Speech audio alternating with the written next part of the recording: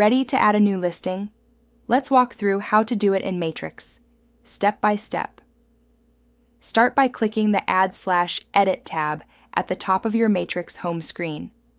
Then select Add New and choose the property type you want to list. Now, choose the county, then type in the property's APN, accessor parcel number, or just use the street number and name, then click Search. Here's a quick tip to make sure your search goes smoothly. When searching for tax data by a property's street number and name, don't include the street direction, like north, south, east, or west, or the suffix, such as avenue or boulevard.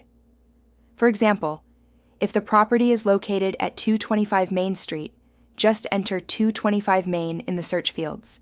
When the results appear, click the Fill link to import the tax data into your new listing. Then enter your information for the listing in each section of the input wizard.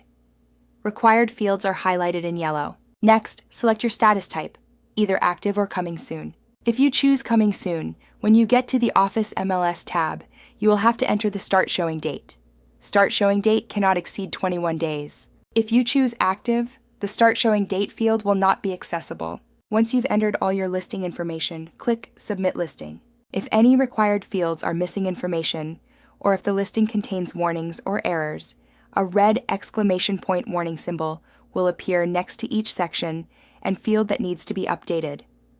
All errors must be corrected before the listing can be submitted.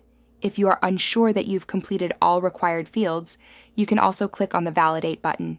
When you see the Listing Input Succeeded screen, the listing has been successfully added to the CRMLS Matrix platform. The listing will automatically be assigned a multiple listing number. Just click it to view, print, or email the full report.